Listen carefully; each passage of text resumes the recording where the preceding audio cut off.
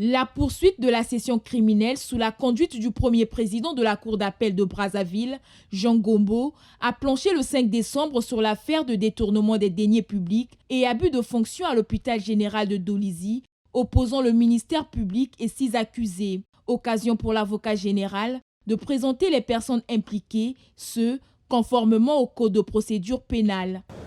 Il s'agit de nommer Mebanga Mbombolo est là, ancien directeur général. Nyekumu Libaba, Andessa Charles, Baslomela Tissier Van, Bakale Gérard,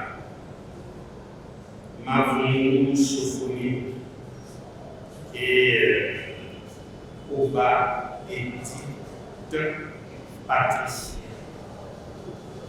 C'est une procédure que nous avons dit suivant crime flagrant. Les 6 co-accusés sont présents devant nous. Tous ont fait l'objet des interrogatoires de première condamnation, ponctués d'un modalité. La partie de la défense a quant à elle soulevé l'absence de l'un des témoins clés à ce procès, Fred Makita, sollicitant de ce fait la mise à disposition des dossiers aux avocats des accusés. Monsieur Makita, au-delà d'être témoin, c'est un acteur capital et principal. Donc, si ce témoin n'est pas là, nous nous sentons désarmés. Et nous craignons que la Cour aussi puisse vivre le même sentiment. Donc, il faudrait que cette question soit résolue.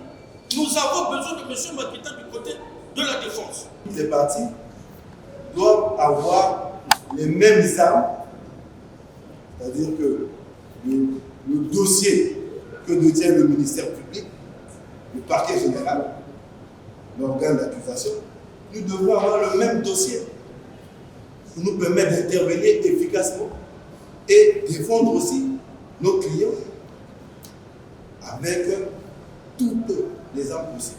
Donc, à l'état actuel de la procédure, il est souhaitable que votre cour, nous avons sollicité hier la copie du dossier. Aucun avocat ici côté de la défense n'a la copie du dossier. Et jusqu'à présent, nous attendons donc la copie du dossier pour que nous amorcions cette étape d'instruction. À cette audience criminelle, l'avocat général près la Cour d'appel de Brazzaville a en outre clarifié le parquet sur le cas de l'une des accusées, la nommée Oba Edith Patricia, inculpée des mêmes chefs d'accusation, mais qui n'a pas été placée sous mandat alors que la loi lui exige de se constituer au plus tard la veille de l'audience.